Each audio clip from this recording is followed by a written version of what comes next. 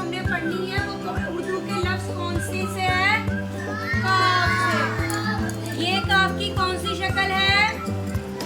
बड़ी। कौन सी शक्ल है? और ये कौन सी शक्ल है? छोटी। आपको अभी बताया था कि बड़ी शक्ल कौन सी है, ठीक है, और साथ ये भी बताया है कि छोटी शक्ल कौन सी है। दोनों आपको व्हाइट बोर्ड पर लिखकर दिखाई गई हैं। चलिए हम अपनी तस्वीर देखते हैं कि एक तस्वीर में एक टेबल लगा हुआ है। टेबल के ऊपर जो है किरण है और उनकी खाला है।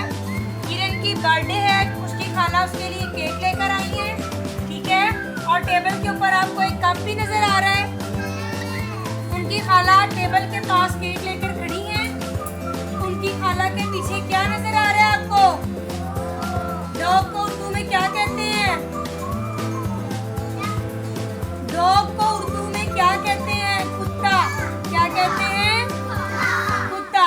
उनके पीछे क्या है? कुत्ता।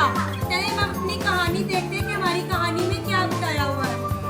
किरण अपने कुत्ते के साथ खेल रही थी कि अचानक किरण की खाला केक लेकर उसके घर आई।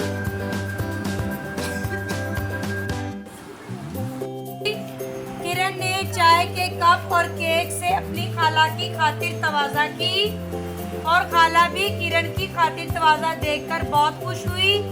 हमेशा अपने घर आए मेहमानों के साथ अच्छा सलूक करना चाहिए।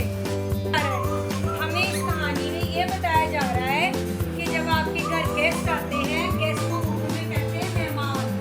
जब आपके घर मेहमान आते हैं तो आप क्या करते हैं? मामा बनाती है ना।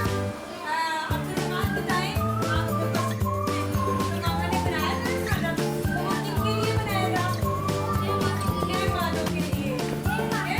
जब मेहमान आते हैं उनको अच्छी से अच्छी जगह पे बिठाते हैं, बातचीत करते हैं, तो उनके साथ टाइम स्पेंड करते हैं, ठीक है। यही कुछ करते हैं आप।